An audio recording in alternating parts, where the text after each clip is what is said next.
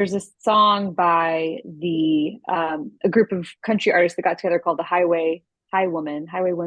Brandy Carlisle, there's a few other artists in there, but they have a song called there's a line that says, "I want a house with a crowded table and a place by the fire for everyone." Was getting a facial a couple of weeks ago from a new gal that I just started seeing, and she told me a story. She's like, I had a 24-year-old come in because she found out what we did and how we work with young adults. And she's like, speaking of young adults, I had a 24-year-old come in and I was doing a facial on her, and she's like single and she wants to be in the dating world. And she's like, yeah, and I'm gonna go into the wild. And she's like, what? Like, what does that mean? She's like I'm gonna start dating in the wild.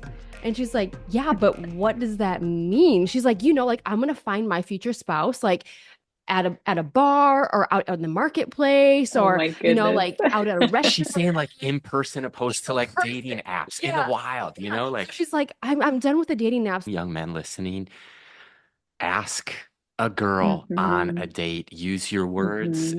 have it be in person, express your feelings, and be clear, be bold, be strong and courageous. Tension is uncomfortable, but that's where the growth happens. So often we want to escape, get away from it, run away in anything hard. Um, God knows the desires He placed in your heart, and He has a plan for them. And so don't, when it gets heavy and when the tension builds, don't step away. Figure out these tools to lean into. Are you in a season of life where you feel like, man, this just isn't what I expected? I've thought it would look so much different. I thought I'd be further ahead. I thought I would have maybe accomplished something different by now. Like today is a conversation for you right here on the Young Adults Today podcast. I'm Josiah Keneally, and along with my wife, Micah, in just a second, our guest is Rachel Miller. She's an author who's written a book for you about when life doesn't look like you thought it would, you hoped it would, maybe you dreamed. And do you realize a promise for your life is that God is doing more than you can ask, dream, think, or even imagine? So hold on to hope. The best is yet to come. You guys are going to love our guest, Rachel. This is an important and amazing conversation. If you're not subscribed, would you do us a favor and hit subscribe? This will help us reach more listeners and viewers with the message of young adults today. And one quick favor. As we approach the end of 2024 and we're gearing up to 2025 and beyond, would you consider a year-end gift to the ministry of young adults today? Our vision comes from Psalm 145, verse 4, where one generation is to tell the next of the marvelous deeds of God. Young adult ministry matters. The discipleship of the next generation is imperative, and the work that you're doing is vital. Would you consider a year-end gift of any size and becoming a monthly partner as we move into 2025? We are embarking on a vision to reach tens of thousands of young adults for Christ and training up every leader of young adult ministry in the country and across the globe. Thanks for your partnership in this important work right here. Enjoy today's conversation on Young Adults Today podcast. And welcome to the Young Adults Today podcast. I'm Micah. I'm Josiah Keneally. We're your hosts. And man, we love having conversations. So thanks for being here as the viewer on YouTube, as the listener. If you're not, join the club, subscribe. But we're joined today by Rachel Miller. How's it going? I'm doing great. How are you guys? We're doing great. We're here up in the Midwest, a high of 74 today at the recording of Ooh, this, almost the end of October. So that's kind of warm. It could snow nice. any day, essentially, but we're doing great and so thrilled to have you today. Thank you. I've been just so excited about this conversation. So thank you for having me on. Of course. Thanks for being here. We're going to talk today about dealing with disappointment. And maybe for you as a listener, maybe life, if we just cut to the jugular, maybe life doesn't look like you thought it would, or you hoped it would, or maybe you expected life to look. Mhm. And that could be for a lot of reasons. Maybe you went through a job loss or the end of a relationship or a whole host of things. Wherever you're at on the journey, Rachel's going to bring some hope, some encouragement. But before we go there, we want to hear your story, Rachel. Yeah, absolutely. So I am very blessed to have grown up in a family where like I literally heard the gospel in the womb. My parents are both Wow. dedicated followers of the Lord, grew up in a church, and just really soaked up everything about it. My parents had a pretty radical conversion in grad school, and they're in their young adulthood, very formative time of life. And so I will say that the pendulum kind of swung to an extreme of a bit of a legalistic, and the communities that we were plugged into just had a lot. There's a lot of like fear around my relationship with God, and everyone was just doing our best to navigate faith, but out of a sense of wanting to protect, we kind of overcompensated. And so it really wasn't until I was like 17 years old, right about to head to college, where I had just this transformative experience, a moment with God where I not only assented theologically that he loved me, but I experienced his love for the first time. And it was just totally life changing. So, in terms of my spiritual trajectory, everything was different from that point on. Of just my faith has become such an essential part through the ups and downs of life. Professionally, to be honest, didn't have very many career aspirations, which is one of the things I'm sure we'll get into today. Is just, gosh, in your 20s and your 30s, navigating the uncertainty of life. There's so much pressure to figure out, choosing a life partner, choosing a career path. I grew up I was homeschooled, which was an amazing experience. And at the same time, all of the models I had for women were stay-at-home moms, which is an Mhm. unbelievable profession. But I just wasn't prepared to get out into the world and to navigate my career. I just always kind of did the next thing. I started out in education. I was a Spanish teacher. That was my first job ever, which was a blast. But always stayed in the realm of communication. So I became a writer, did always freelance writing on the side. And for the past decade, I've been doing that full time. And I now am a writer. I've written my own book, but I help other authors and speakers with their content as well. So life has been a journey. It's been a navigation. I'm married to an amazing man, and that happened a little bit later in life than I thought and hoped it would, which we'll also get into, I'm sure. But yeah, I'm just enjoying so much the season of seeing so many dreams come true. And like you opened up with, Josiah, just this wrestling with life not looking like I thought it would at so many milestones along the way. You get to these moments in time, psychologists call it a temporal landmark, like turning 20, 25, 30, graduating college, moving for your first job. These things that we get to and we feel like they should feel a certain way. And we get there and we're like, man, this is not what I pictured. So I would say that's a big part of my story too. In my young adulthood is navigating the grief and the tension of hoping for things in the midst of those big life changes. So now I live in Franklin, Tennessee. Love it here. Middle Tennessee is awesome and just so blessed. Been here for the past 5 years or so. Talk about, was it the temporal transition, or what is the psychological term again? Temporal landmark. So temporal meaning a time, like a moment in time, a mile marker where we think, okay, by this point, XYZ will be true. And we get there and it's often not the case. Unpack, was there a time or a season or expectations that you had that were unmet, or hopes that were delayed in your journey? Absolutely. So for me, that one of those temporal landmarks was turning 30 and being very single. It was also in the middle of the pandemic. Like literally, I turned 30 June 2020, and just getting that getting to that point and thinking, man, I thought by now growing up, I didn't know about career. I didn't know about a lot of other aspirations, but I knew I wanted to be a wife. I knew I wanted to be a mom, and being like not even anywhere what I felt like was close to that point at age 30 was a big moment for me. And that was the summer where I started writing my book, When It Hurts to Hope. I just started, to be honest, it started out as a very snarky book about dating and the woes of dating in the 21st century. But my mom actually challenged me to go deeper and to Hmm. figure out what God was wanting to teach me in this season and to dig into scripture. And so it turned into what the book is now, which is just an honest exploration of how do you live in the tension of not yet. And what's even scarier is to acknowledge, like, maybe never. Some of us are hoping for things, whether that's a relationship or a family situation or a job opportunity or even like a health situation, chronic Totally. illness, such a struggle for so many people. Some of us have to get to the point where we recognize, man, what do I do if this takes a lot longer than I hoped, or if it never comes to fruition the way that I hoped it would? And man, it's like once you hit that kind of level of rock bottom, like God can do so many things in your faith if you're willing to go there and ask those questions and wrestle with Him. and come out on the other side just with such a deep trust in him and who he is and the story that he's writing.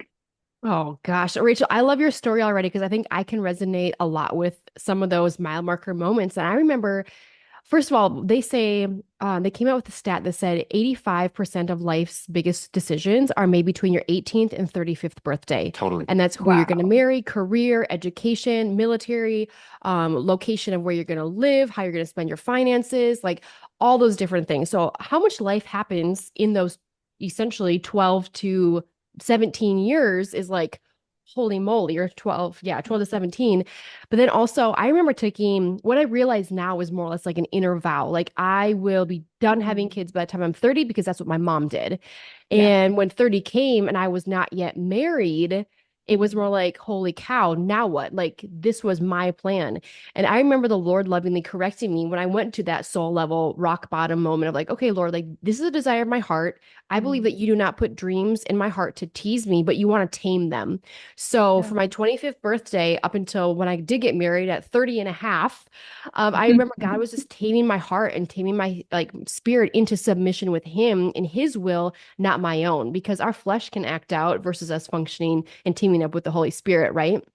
And just really coming alongside women. And I think part of the testimony that I can say, I can see now is that when I speak into the people that we're reaching that are 18 to 30 and they're single and disappointed, I'm like, Mm, I can relate because there was nothing more hurtful than like a 24-year-old trying to tell a 30-year-old Micah that it's okay to be single. I'm like, shut up. What do you know? You get to go to bed with your best friend every night. You get to travel. You get to do all these things that I would hope to have accomplished by now, and you're living aspects of my dream trying to encourage me.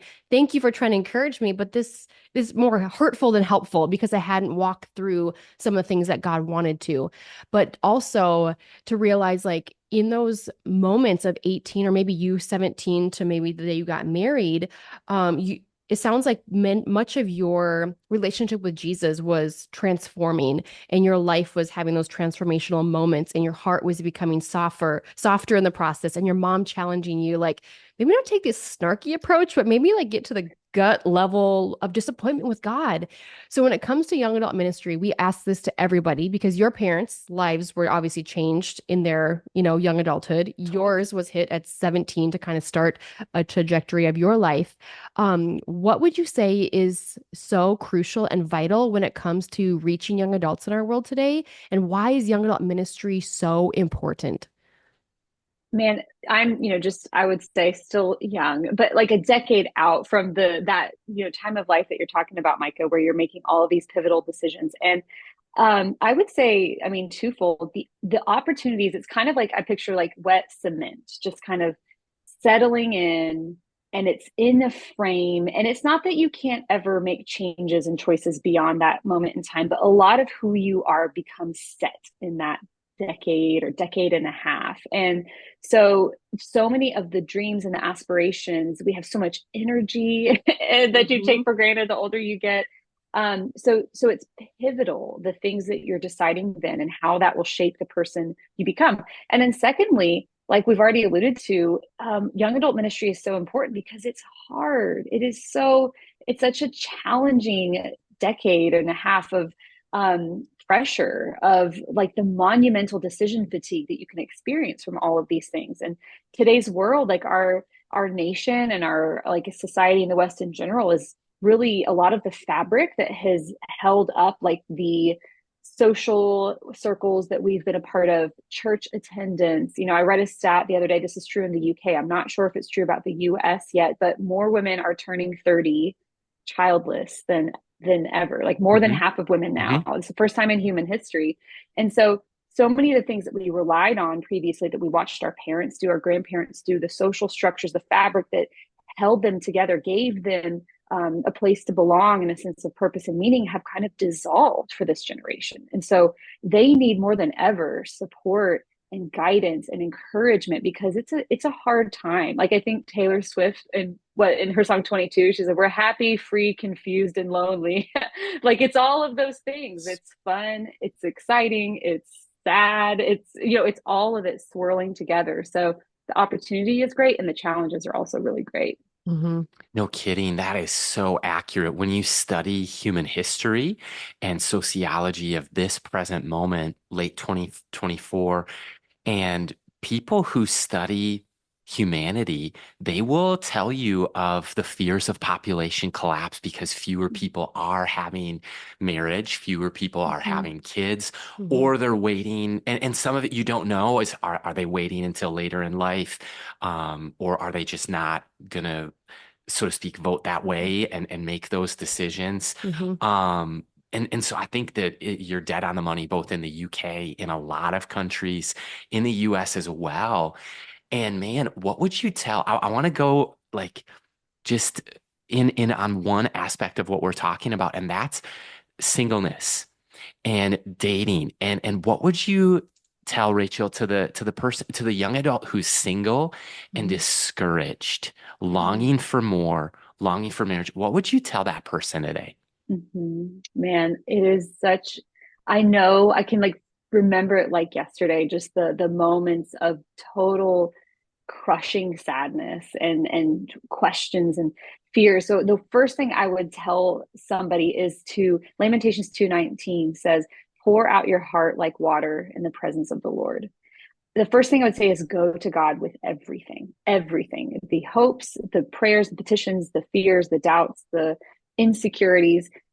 Your deepest disappointment can become the greatest point of connection with God. And He wants to hear everything that you are experiencing. And He made you to function as a whole being. So, your emotional health, this is a great season to work on your emotional health and to allow yourself to feel everything and to not be controlled by those feelings. And so, bring everything to God. Just dump out your heart like water, like that verse says, in His presence, and have what I call in the book like a holy, ugly cry. Like practice just being with Him and everything. The second thing I would say is like, man, just hang in there. Like don't give up. Marriage is amazing. Like 10 out of 10, highly recommend. And I say that knowing how painful it is to hear that from somebody who has what you hope for and what you want, but man, so much can happen in such a short amount of time. The summer that I turned 30, I didn't know that just a few months later, I would start dating the man that I'm now married to. And that may not be, for those listening, that may not be your exact story. It might be a number of more years. Like I hope and I pray not, but do not give up hope. Like keep pushing and keep leaning into it because it matters. If that, and Micah, you said this earlier, if God has placed that desire in your heart, like that's not an accident. It is hardwired into you for a reason. It is a good desire. Um, Man, I could say so many other things, but one more, and then I'll like toss the ball back to you guys. But is just think about your life from a perspective of chosen family. Like I love that this generation has that term. And even though like the desire for a spouse is unique and it's special and it can't be replaced, it can't be met by anything other than a spouse. I would say don't miss out on the opportunity you have right now to invest in relationships in a unique way in this season, whether that's through your family and investing in nieces and nephews or other children that you might be able to love and to help raise, because that is such a huge thing for people with young kids who just need some help. Looking to the local church, looking to people who are older, who are younger, who just find ways to go deep with people right now and to not become so isolated. It's so easy to get isolated and lonely in our singleness, and to just spend our time chasing pleasure and having fun. And yeah, that's right. You know, have fun, but there's only so many brunches you can do before you have a sense of kind of emptiness and saying, like, I'm still wired for relational connection and for purpose. So find your chosen family in the meantime. Man, Hmm. Rachel, what you just said there is so good. It is so encouraging to the listener to hold on to hope Hmm. and then Mm-hmm. not give up. The other thing I would just jump in and echo and encourage is don't settle. I Hmm. think Yep. there's a lot of people who sometimes hit a certain mile marker and maybe it's their 30th birthday. That seems to be a big one with like Hmm. singleness of like, oh, man, I never thought I'd be 30 and single. And so I would just say like, man, don't settle in the process of maybe compromising some of your values and settling on the type of health of the person that you would maybe form a relationship with. Don't settle. And I'm reminded of like Abraham. He had this promise over his life with Sarah that they were going to have, and they were old. They're like 190, Mhm. and God's like, you're going to have children that number the stars. And you're like, well, God, wouldn't it like 70 years ago have been the ideal time to start? And and he kind of takes things into his own hands with Hagar and Ishmael. And I would just say, Mhm. don't settle. Don't Mhm. necessarily like take things into your Mm-hmm. own hands or try to force a relationship that might be. I wonder if sometimes relationships I see friends jump into might be less than God's best or ideal for them. Right. Just because they're like capitalizing on that fear of like not wanting to be alone or not wanting to be single the rest of their life. That is What such a else? huge point. I love that. And along with that, too, the qualities you need for a strong marriage are often not the ones we look for in the dating world. Like, and often not the ones, which is a huge challenge that you can find in 3 seconds swiping through an app. Like you really need to give, I would say another thing practically is like be pretty generous with who you go on dates with. Like you never know like who this person is. And so trying to like when you talk about not settling, it's like, man, like life is hard and you need to sign up to be on this journey with someone who is going to have the basics of like the character of someone you can build a life with. You want to spend decades with someone who is kind, who is patient, who is diligent, who is, honest, all of those things. We often don't look for those qualities in the dating world. We just like, are they hot? Do they like tacos? Do they have a cute dog? And like all that stuff is fine, but we stay so much on the surface Right. and we prioritize things that are fine but are going to flame out honestly in 18 months. And like how can you find somebody who has character for the long haul? And Mhm. also along that, are you becoming that person? Are Right. you becoming the kind of person you want to attract is another huge part of that. So I'm really glad that you brought that up, Josiah. That is such a huge point. Well, it's like so many of us we chase like the superficial things or the chemistry things. And I'll just share real quick. A friend of mine, actually my youth pastor, he shared 5 things like that Mm, you need to look for before you hold somebody's hand. You need to know these 5 things about Mm-hmm. them. And it's thumbs up or thumbs down is do they love Jesus or not? The direction in life, the pointer finger is like, do your directions match up or are you just mm, headed in different countries, different directions, different callings? The middle finger is like communication.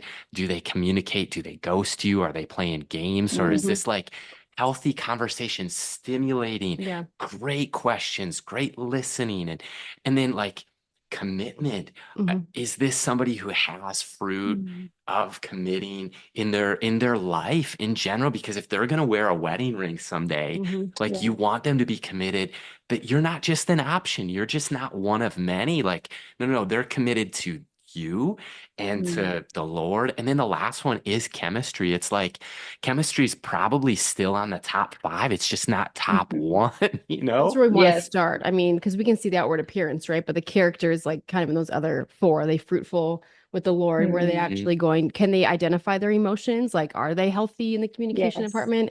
And are they willing to commit? Or are they one that's kind of playing the field and they're unwilling to settle because they're lonely and don't want to be alone, but unwilling to commit to one in the process? So that's wild. Yeah. I But love that. That's so so here's a helpful. here's a crazy story. So I literally was getting a facial a couple of weeks ago from a new gal that I just started seeing, and she told me a story. She's like, I had a 24-year-old come in because she found out what we did and how we work with young adults. And she's like, speaking of young adults, I had a 24-year-old come in, and I was doing a facial on her, and she's like single and she wants to be in the dating world, and she's like, yeah, and I'm gonna go into the wild.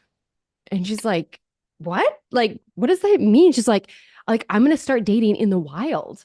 And she's like, yeah, but what does that mean? She's like, like I'm gonna find my future spouse, like at a bar or out in the marketplace Oh or my goodness. like out at a She's restaurant. saying like in person opposed to like dating Perfect. apps in the Yeah. wild, Yeah. So like she's like, I'm done with the dating apps and I'm going out into the wild. And I was like, I Into the didn't know this wild. I was a love that. term. I'm like, the wild is like real life in my upbringing. Like one-on-one, face on face. Like it was just the Yeah. funniest thing ever for her to say that. And I was like, that is hilarious. I'm so glad I know that term now. So if you're listening, you're dating out in the wild, you're probably doing it more right than the wrong way. Maybe you feel like the swiping's not helping you out. But I just thought that Oh, was I a love that. concept.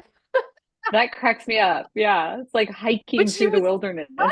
She was like dead Encounter a serious. bear. Yeah, Oh yeah. my goodness. That's I so mean, cute. none of the three of us are dating coaches here, but like I would say I have the heart of a pastor, and I'd ask you this question, looking out for the well-being of young adults, thoughts on online dating or in the wild dating, which would you recommend? Yeah, man. I was on apps for a few seasons, like pretty short seasons, and there's no arguing that it's the number one way that people in committed relationships today are meeting each other. So I would certainly not discount it at all. I would not say that it doesn't work or that it's not helpful or fruitful. I think that I do have concerns for the way that it does reduce people to a set of data points. I Hmm. have concerns for the way that it does not allow us to filter. There's so much we don't get in person or that we don't get online that we do in person. Like, does this person make me laugh? And yeah, maybe they're not like my exact ideal type, but there's something else here that draws me into their presence that I do feel attracted to them. So I think practically speaking, I would say both. And I would say go find, be so fully invested in your own life that you're doing what you want to be doing in terms of the ministry God has for you, the work he has for you, the hobbies, and like find, friendship is such a huge foundation for marriage that look for ways to form friendships with people. There's no arguing that the singleness and dating epidemic is connected to our current loneliness epidemic. Yeah, Like in general, yeah, we need to get out there. We need to do the scary thing of like go meet your neighbors, invite them over for pizza. You need to go join your local, league like pickleball or softball or whatever, showing up to church regularly, getting plugged in there in attendance. So, I mean, I would definitely say both. I ended up meeting my person at work, which I guess qualifies for in the wild because it was real. It was a real the old fashioned way. So yeah, and there's nothing good in life that comes without risk. So for both men and women, like when it comes to just showing interest, displaying like that you're open to getting to know someone better. I mean, I'm all for the traditional man showing up and asking the girl out and getting her number. 100%. And I understand that there's fear involved there, but like it gets easier the more you do it. And that is one of the things that right off the bat attracted me to my now husband is that there was I was never confused about where we stood. I knew he liked me. I knew he wanted to take me on a date. And I promise you guys, if you use those words, it's going to go really well for you eventually. At some point, some woman is going to be like all in on that. If you are clear, if you are bold, and you just put all your chips on the table. And then if she doesn't buy it, it's like, cool, walk away and try again. So we definitely need to return to practicing those skills. The apps have removed all of that Hmm. discomfort for us, and nothing good ever happens without some level of discomfort and risk. Yeah, that's so good. 100%. I'm like, guys, men listening, young men listening, ask a girl on a Mm-hmm. date, use your words, Mm-hmm. have it be in person, express your feelings, and be clear, be bold, be strong and courageous. Like, man, I think that that's just like I'll double down on that. I think that's fantastic. Before we get into other things, any last thoughts on dating, relationships, singleness, and holding on to hope? Man, I would say too, this is like I'm a bit of a nerd. I mean, I was homeschooled, so it's lingered with me. But one of the stories that I just love from a book, The Lord of the Rings, Frodo and Yeah. Sam. Real quick synopsis: Frodo is on his way to. He has this really important mission. He has this really heavy thing to carry, and it's this ring, and he has to go destroy it to literally protect all of Middle Earth where he lives and all the peoples. And his buddy Sam is walking with him, and Frodo increasingly becomes more and more exhausted and weighed down. And I remember that's how I felt. I felt like this unmet longing of wanting to find my life partner became so heavy. I mean, physically, literally, I began to feel it. And so the same thing is happening in this story. And Frodo gets to the end. He's almost there. He's almost there to complete the mission. And he just collapses. He is so dead. He can't keep going. And his buddy Sam looks at him and he says, I can't carry it for you, but I can carry you. And that spoke to me in so many moments when I was afraid to tell people how I was feeling. I felt like admitting that I wanted it this bad made me look crazy or weak or something. But the times where I spoke up both to the Lord and to friends around me, and I would actually call them and like tell them, hey, I need you to pray for me. Or I would, sitting over lunch with a friend, like allow myself to have an ugly cry right there. Like other people are here to carry your burdens with you. Like you cannot do it on your own. So I pray, I really hope whoever's listening and who has that desire in their heart, I pray that God grants you that as soon. I pray that he fulfills your heart's desire. And in the meantime, I pray that your faith is so, so strengthened that Mhm. looking back, you're not really happy it happened, but you are so thankful for who you became, who God created you to be during that process. You were so aggressively cooperating with him that you have no regrets looking back. So I pray the season ends quickly, but in the meantime, just share that burden with other people and keep going. Just keep going. I love it. Rachel, thanks for going there and just being authentic and real and encouraging the audience. And with that, I think so many women that I've come across specifically like they stop living and they stop dreaming because they want something Mm, so badly that they forget that there's other parts of their life that God wants to yeah, refine, that he truly does want them to become the best version of themselves and be the number one in their life before the Lord hands them over to a man on earth. And I think hmm, sometimes when a woman could get that image in their head, like maybe God is not allowing you to get married or meet that person yet because he wants a little more time with you. Because mm, how sweet is that for God to say, like, I want a little more time with you before I'm willing to like hand you over. And sometimes I think we got to take the pressure off ourselves as individuals because sometimes it's not always us that need all of the work. It could be God's working on that other person. They might be in an totally. other relationship that God's getting them out of and healing them and mending their broken heart. So I would just encourage the person even listening, like, don't stop living when you are in the process of praying and working towards your dreams. And so when we talk about that tension of like delayed dreams that we thought would be here in this season of life, and practically like what is the right way to approach some of those dreams in life, and what is helpful and maybe what is actually hindering in those seasons when we are feel like we're in that messy. Yeah. Yeah. In one of the chapters, I unpack this concept of like thinking about our two responses to the tension of unmet longing on a continuum. And on one end, we've got the fragile response, which is where we allow this thing we want to control us and to just call all of the shots. We are victims.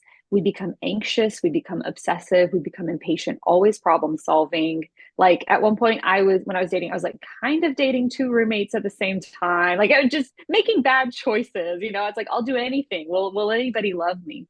On the other end of the spectrum, we've got the frozen response, which is where this thing is so painful, we choose to just bury it and to pretend like it doesn't exist. And it's not going anywhere, but we act like we're fine. We put on a bold front. We pour ourselves into work or into other things that to distract and to numb. We might have really bad coping mechanisms that we use that are harmful to us. So, frozen and fragile, sometimes our personalities tend to push us towards one or the other. Sometimes it's a season or it's in the same day. You can make choices that are both of those things. But I would encourage the listener to say the one I talk about that sits right in the middle is to walk by faith. People of faith are very aware of what they want. They are very persistent in asking God for those things. They are hopeful, they are courageous, and they're not totally controlled by it either. Like one of the stories I love about unmet longing is in Samuel, where Hannah, who so, so desperately longs to get pregnant and have a baby, she goes to the temple. She's praying and crying so hard that the priest thinks she's drunk, which is Yeah. just Mhm. hilarious. And then she gets up and he blesses her and he says, "May God grant you your heart's desire. May you get pregnant. May you have a son." And right after that, Hannah walks out of church and it says her countenance was lifted. And so she's able to show up authentically, pour herself out, and then go about her day. So it's both of these things. It's not letting go of the hope, and it's saying, God, no matter what you have for me, I trust you implicitly. So walking by faith is like the confidence to expect good things from God, and no guarantees about what exactly those blessings will look like in our life, but we know that in the end he has a plan to restore all of the brokenness, to wipe away Mhm. every tear. And so that eternal perspective is so important when we walk by faith as well, to say, no matter what happens in the next 3, 4, 5, 6 decades, however long I have on earth, I know my ultimate hope is in Christ, is in the new life that he has promised for me, that begins now and goes into eternity. I love it. It's beautiful. I love what you just unpacked there of a choice that we all have in the waiting of we can be fragile and have that response. We could be frozen and debilitated and analysis paralysis, or Mm-hmm. have that faith-filled approach and a choosing boldness and Hmm. faith and man, I think that's great encouragement. There's a lot of pastors listening, especially young adult ministry leaders, those who lead like campus or college ministries, some lead and executive pastors as well, but a lot of ministry leaders. And how would you encourage maybe the young adult pastor who they might be single themselves, by the way, and some aren't, Yeah. but a lot of them are pastoring an entire people group or ministry of singles? How can they come alongside as a pastor, as a shepherd-hearted leader, as a friend or mentor or guide from the side? How can we support, maybe they're married, let's just say, for example, how can we best support the young adult who's single that God's placed in our life? Totally. Oh man, I love this question. I mean, the first thing would be to talk about it from the pulpit often. Every time you're mentioning your flock and the different people in it, talk about those who are unmarried. And not in a way to, I mean, I can think of in the, decade and a half or so that I was like, late teens up until when I got married. And I can think of like 2 or 3 sermons on singleness that whole time that I heard, Wow. right? Wow. That were not also just framed from the perspective of like singleness is just a holding pattern until you get here over here to the married state, which is many people want that, right? But talk about it, and just kind of normalize it. I think people, when they feel, like, look around, they say, I don't see anybody else like me here. There's a reason. It's because it's not fostered, it's not intentionally cultivated. So I think pastors have a huge opportunity to like dig in, understand the issues, address the issues, talk about it from stage. And then going back to that thing we are talking about earlier about chosen family, it's like the discipleship piece of singles need to be proactive in plugging themselves into families. But man, a family that reaches out and says, hey, we want to have you over for Sunday night dinner, twice a month or every week or whatever it is, finding ways to draw those people in your congregation into family units, along with providing community for them to bond with each other in a similar phase of life. Man, but that initiative is powerful, powerful. I have a family of ours that did that for my husband. And man, like they were his, literally, I mean, multiple times a week over there with their kids, going to football games and having leftovers and just normal life, like taking the empowering other people in your congregation to do that would be a total game changer as well. I'm reminded of the Har family, and I was a college student. I was a youth leader at our church, and I was single, and they invited me over. We Mm. watched Lord of the Rings. I know you love that movie, Yeah. but I was their son's youth leader, and then eventually all three of their kids were in different ministries that we led, and they had me over for Easter dinner. They Mm. served steak. I couldn't believe it. I wasn't the only guest. It was like their extended family, and they're like, "Who's this clown?" And they're like, "Oh, he's with us. He's our youth leader. Like he's our small group leader." And like, man, I wasn't desperately lonely or anything, but man, I Mm. even just 3 months ago, I ran a 30-mile run, and the mom in that Wow. family saw I was probably on mile 23, Hmm. and she was one of the race leaders, and she ran a lap. She ran 3 miles with me Oh, just to hear about now my family and our daughters. And that's so cool. I view what the Har family did for me while I was a college student youth leader. It was like they ran a lap with me, Mm, that's brought me over beautiful. for steak Easter. And then, man, like I felt like giving up. I was cramping.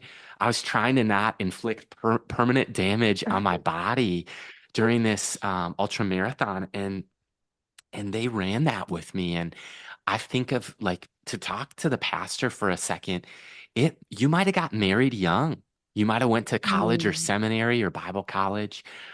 It might have been decades since you've been single, but I wonder who you could spend time with from your Yeah. community Hmm. and just get the scoop, get the skinny. Hey, it's 2024. mhm. What's being single like for you? What's your journey? And to be curious, to hear stories, to Right. spend time. Like I think that will inform your preaching. I think that will inform your shepherd-hearted leadership Hmm. to make you and others a future-ready leader. What about advice that you have for the young adult who's listening, whose life doesn't look like what you thought it would look like? Yeah. I think a powerful question to ask in those moments is, what does this make possible? There's definitely grief there. You have to grieve. I thought it would be this way and it's not. We've got to work through that. And then asking, okay, what's possible now? I think you brought this up earlier, Micah, like the fact that you walked through a season of extended singleness, like makes possible like empathy for people now in your ministry. And it's powerful. There's so many other facets of our lives that we have more time for to explore and to invest in. So asking, what does this make possible, is huge. And then really just working on a healthy emotional relationship with yourself and like being able to bring that to the Lord is so huge to say, I'm going to look back on the season and say, I was as faithful as I knew how to be in this moment, because one way or the other, this season is going to come to an end. And so I just pray that it is a fruitful season in many, many ways, and to just ask, yeah, what does it make possible in my life because this is what I am experiencing? Psalm 139 tells us that God, He knows every single day. He in His book is written every day before any of them have come to pass for us. So God is authoring your story, and we can trust Him even though we don't understand it, even though it can be confusing and painful at times. Like knowing that God, this is not plan B for Him. It feels that way for us, but it is not for him. And so we can continue to go to him and just ask him to strengthen our faith and our trust in him, even when it doesn't make sense. Yeah, I think that's great. And even for the person maybe who feels like they're in a hurting season, how do we hang on to hope when we feel like we've reached the end of ourselves? Because I truly believe like when we reach the end of ourselves, I feel this is my personal experience, is I feel like that's just the beginning of what God wants to do. And we all have Yeah. a different rock bottom. We all have a different like I think of like Jacob, who was wrestling with God in the middle of the night and wrestling until he's like, okay, like what do you want? And he's like told him, and then "Oh, I'm gonna rename you and you're gonna be Israel." Like just like when we're wrestling with God or we feel like we've reached that moment of hopelessness and we're so hurt, how do we truly find hope again in our story? Mm-hmm. One of the things I would encourage people to do is to really become the best student of scripture that you can, because we want to make sure we're placing our hope in the right things. Like, That's good. we're not guaranteed an easy life. We're not guaranteed a perfect marriage. We're not guaranteed 3.5 kids or whatever, however many you hope or want. So understanding like that what God has promised us and what he hasn't promised us, and then anchoring deep into the hope that is true. Like, I know Jesus tells me I will never leave you or forsake you. Hmm. That is Right. a promise. Yeah. Like, I know that no matter what's happening, he is with me. He has promised to give those of us who are in Christ new, eternal, unending life. That is hope. That is legit hope. Will I meet my perfect soulmate next week? I don't know. That is something that we can hope for and ask God for, but not hope in. And so I think that it's important to hope in the right things and to be a good student of scripture. And then, man, like you were saying, when we get to the end of ourselves, that is where we were not made to pick ourselves back up. We have to, I have brought it up several times, but it's just so true. Like, we need community. We need people who are married who we can look to and have hope and say, that's a picture of what I want. And I'm not going to settle for anything less than that. We need other single friends who will provide friendship and adventure in the meantime. So we need other community to instill hope in us. And when we get to that place of feeling bitter or feeling like prickly, and I don't even want to go there and think about it, man, we need other people to encourage us and to say, don't give up, hang in there. I'm here with you in the meantime. That's beautiful. I love that. And we have about 5 minutes left. Oh, Josiah has something. Just kidding. I just wanted to share this real Oh, quick before the yeah. 5 and 5 that we love, that the listener loves. But so last night I saw a post from Shelly Giglio on Instagram, and she Mm, posted this. She said, think about who showed up for you when the bottom dropped out. mm, She goes, gravitate toward Mm, them.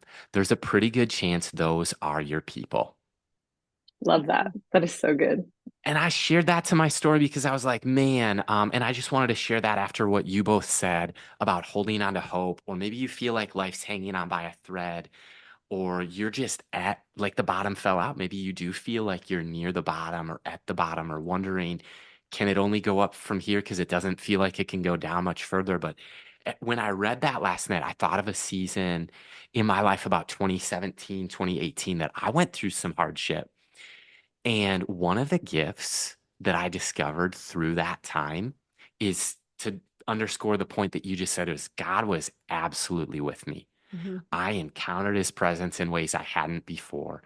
And then I texted two friends and they showed up short notice at Starbucks in our city. And I realized like these guys are my people. They Love didn't that. judge me based off of what had happened. They knew the good, the bad, the ugly, and they were there. They're my people. And so my hope for you as a listener today is that, man, you would find your person. We've talked a lot about dating and singleness and marriage and um, the gift that each of mhm, those seasons is. So our hope is that you would find God's person for you, your person. But we would also hope that you'd find your people. Life mhm, is at times so lonely. And it's not meant to be lived that way. And one of the beautiful gifts God has for us on planet Earth is the one another. And mhm. before we do 5 and 5, you spent, what was it, 5 years at Ramsey Solutions? Yes, I did. We love that company. We love, I mean, from the top on down, just a lot of the personalities have been frequent guests on this show. But will you go off script? What did you learn from working 5 years with Dave Ramsey and the team at Ramsey Solutions? Oh man, what a great question. Yeah, I just adore that place, those people. So whenever Dave signs a book, in fact, they might print it in the front of his books now because it's his thing, but he always puts Romans 12, 1 and 2, which says, do not be transformed, or part of it says, do not be transformed, or I'm sorry, do not be conformed to the pattern of this world, but be transformed by the renewing of your mind.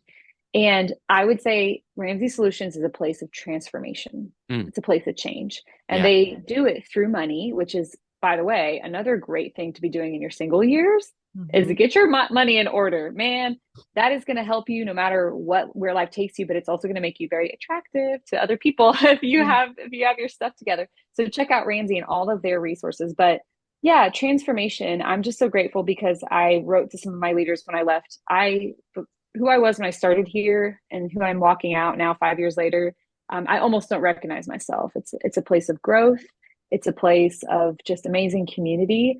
And yeah, I got to work with Dave and with the personalities on their content, and I miss them so much. So yeah, shout out to them. It's a fantastic organization. We were just there. We did a pop-up in Nashville for young adults today, and we were with Ken and saw George and Dave, and we spent some time with our mutual friend Kurt Harding, and it was just I know they talk about on Entree Leadership or on the even the Daily Ramsey show, like what is it, 1,000 probably some people that work there. Yep. And we were there, we were having lunch, we were downstairs in this open, beautiful new space, and Dave just nonchalantly walks by and I'm like, there's a whole book there in lessons. Mm, Um, We could, you could mm, you could capture the culture just by walking through the door as a guest. You know what I mean? And I yeah. think that's true authenticity lived out. And it's like when you have the personalities walking around and they don't they're not mobbed by the other staff. Like there's a mutual respect, there's growth. Like you said, it's an opportunity for transformation. And it's just a beautiful place that we've always experienced something positive encountering anybody from Mm, that team, past, present, and maybe even future. But love it. Rachel, Yeah. we are just so thrilled we got a copy of your book. So thank you for sending Yay. that. And it's Absolutely. so exciting. We'll link it in the show notes, but kind of like Dave, you signed this copy to us, which thank you. But you wrote Romans 15:13. Why that verse? Mhm. Ooh. Oh man. Yeah, it says, may the God of hope fill you with all joy and peace as you trust in him, so that you may overflow, abound with hope. So I love that verse because it says, it calls out the fact that we serve the God of hope. That is, he cannot be anything else. We serve the God who knows everything and how it's all going to work out in the end. And I love that it also says, may he fill you with all joy and peace as you trust in him, Mhm. not because you get what you want, not Mm-hmm. because life works out perfectly, but it's because you trust in him that you can have that deep sense of hope and peace. So that's kind of a way that I would sum up the whole book, is that we can have like abundant hope is available to us as we continue to just walk with him who is the God of hope. I love that. Well, thank you for sending us this copy. And where can people find your book? Yeah, it's on Amazon, anywhere where they would buy it online. I have a website, rachelmillerauthor.com. It's linked there as well. But yeah, When It Hurts to Hope. And yeah, would love for people. Another thing I'll say real quick is that there is a bonus chapter. We touched on some of this, all about how to be a friend to people with unmet longing. So it's helpful for the pastors and the Yeah, coaches and the people who might be listening, who there may not, like, I'm fine, I'm not really in this season, but I work with people who are, so it can be a helpful resource there as well. This is so incredible. beautiful. That starts on page 187, and I will be reading that because there's a woman in our Bible study that I think I Mm, need to be more informed of how to approach that mm, situation, more or less, of her dreams and her desires where she is struggling right now. So thank you for that chapter. And I have not yet read it, but it will be read today. But we have a 5 and 5. It's kind of like the home run derby. So we have 5 minutes on the awesome. clock, 5 questions. Are you ready for the challenge? Yes, put me in, Oh, coach. put you in, coach. You're ready to play. Hey, All right. So question one is, let us into your brain. What are you learning that excites you lately, maybe in 2024? Wow, I mentioned it earlier, but just my husband and I have gotten really convicted about not knowing our neighbors and just getting connected with people at the local level. And so we've done these a couple of times now. We have another one coming up soon where we'll go knock on doors in our neighborhood and invite people over for tacos, Taco Tuesday. And what excites me about it is that, I really believe there's a huge loneliness epidemic. What excites me is that people are hungry for connection. It Yeah. felt kind of weird. Their doorbell's recording us, and it's like, they think we're trying to sell them something. But as soon as we say, hey, we just have an invitation for you, the walls come down. We've had an amazing time. So it's exciting because it's not just a theory in my head, but we're trying to figure out how to live it out.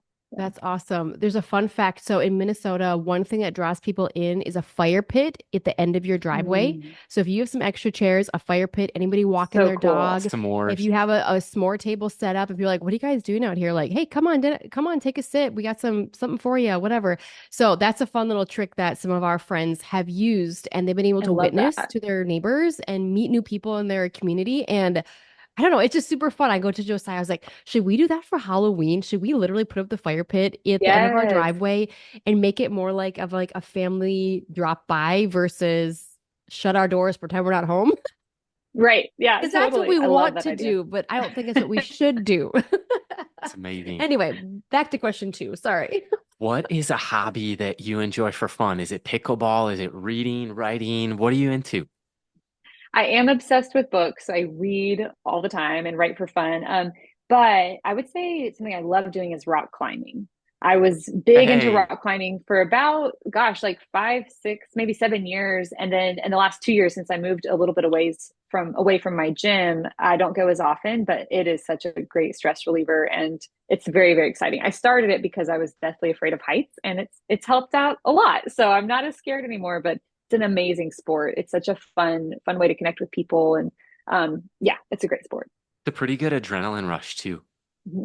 Absolutely. You feel very empowered. Like, oh, I just climbed that wall. It's Scale very the cool. wall right now. Oh my gosh. We actually love climbing. And what I've realized Oh, is cool. there is their own community. Oh Like yeah. if you get the Mhm. regulars, I'm like, these people have their community. And granted, I'm just an outsider kind of observing in because I haven't gotten too crazy with everything, but it is definitely so much fun. But here's the Mhm. curveball. Question number three. Rachel, if you could ask Josiah and myself anything under the sun, what would you want to know? Ooh. Um, what is I'd love to hear the fiction answer to this, but what's a book you've read that's just stuck with you, a story that's stuck with you, like they kind of, and you're like, man, if I think that was a great story, I got lost in it, or I've not been able to forget it. I'd love to know your answer to that. And when I Ooh. was a kid, we had a book by William David Bennett called The Book of Virtues. And I see, oh, I've no got it on my way. shelf back here. No way. Yeah, yeah. So I see behind you, I was drawn to The Lion and Aslan and Narnia on your bookshelf. My Mhm. dad read us those, and he's a very animated character. So, I mean, I've always loved the C.S. Lewis characters, but The Hmm. Book of Virtues, the story, please, please. That's one. Yes. Uh, The and then string. the magic thread, those two, like that is my childhood in a story. Oh, I love it. Man, those have stuck with me all these years later. We now have those books. We teach our girls those Hmm. stories and those books. And I'm like fanatical on the leadership and soul care and Hmm. nonfiction space. Yep, So yep. you just encouraged me to make it a 2025 goal to dive a little bit more into some fun and some fiction. Yay, cool. I love it. I Both are important. So yeah. Oh my goodness. I think for me, it's as a childhood pastime, but it's actually, it sounds funny. It's actually Winnie the Pooh. Oh, Like I love those. Those are just so it's so good. so amazing to like see like is it LL Milne or whatever his yeah. name is? Hmm. Just like the moment I saw you, I knew I was gonna like step into an adventure.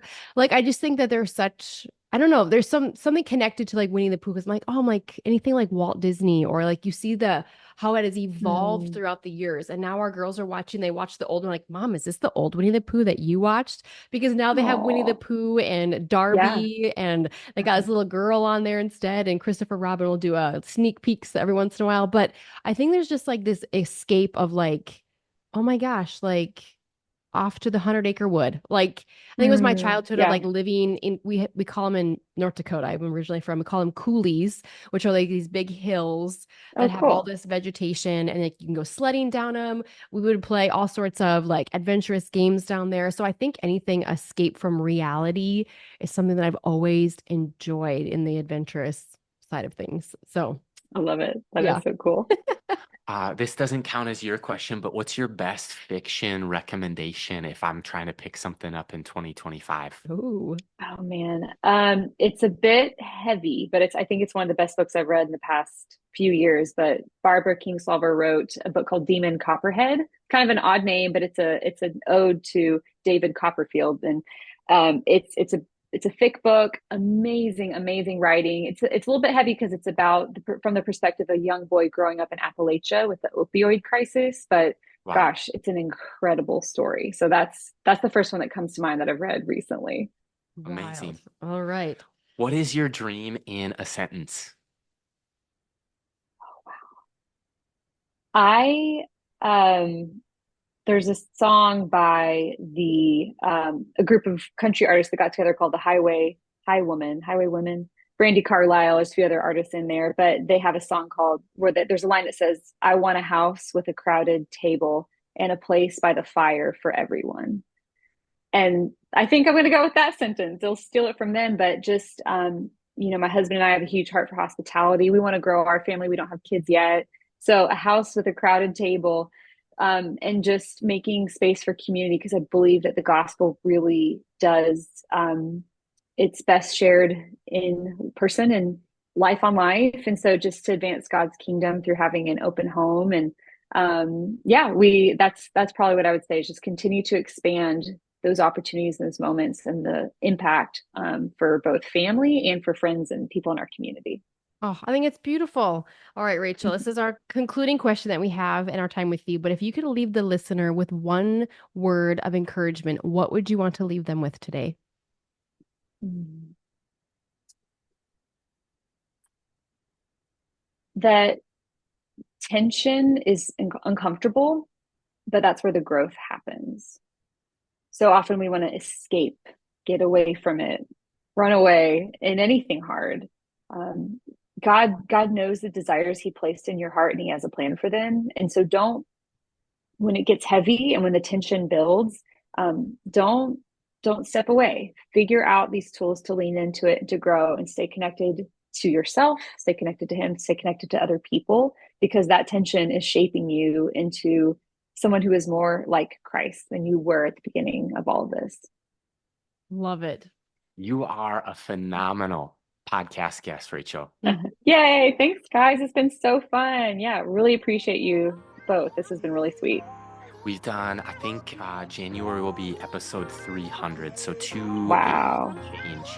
And man, your conversation style, the subject matter, you are a great guest. And if you want to pick up the latest book from Rachel, When It Hurts to Hope, we'll link it in the show notes as well.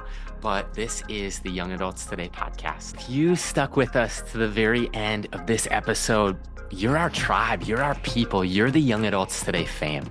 And we love doing this podcast. And one of our board members for our nonprofit ministry, Young Adults Today, her name's Crystal. Crystal asked us a question: what would a major gift mean to the ministry of Young Adults Today?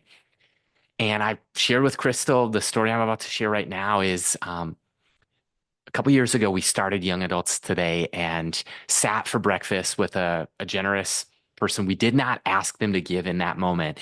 And they took out their checkbook, wrote a $15,000 check to the ministry of Young Adults Today. And how we were able to do this past year's leader conference in Minneapolis is the generosity of that gift, that major gift. We were able to go to the West Coast and put on the first ever West Coast Leaders Conference. And we were able to train leaders from across the country, across the globe. And we've been able to put on a weekend, and we did our first ever pop-up in Nashville. How is that possible? Because of the major gift, a $15,000 donation to the ministry of Young Adults Today. And so, man, I just want to hop on here and say that our ministry of Young Adults Today is all about the faith of the next generation. We see the vision in Psalm 145, verse 4, that one generation is to tell the next of the marvelous deeds of God.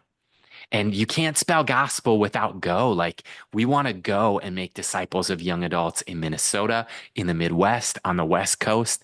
We see a vision actually of the North, South, East, and West. We want to reach tens of thousands of young adults and to train thousands of leaders to start and strengthen young adult ministries in their church, on their college campus, in their dorm, and in their communities, to make contributions. And that just isn't possible without the generosity of churches, our friends, our family, and y'all, the podcast listeners and viewers on Young Adults Today. And I just want to close with a call to action. Like, would you consider partnering financially and investing in the faith of the next generation as we reach young adults for Christ and train leaders to do the same? You can give by logging on to www.youngadults.today and click on donate. There's a link in the show notes. But thanks for your partnership in the gospel and your generosity towards young adults today. Blessings.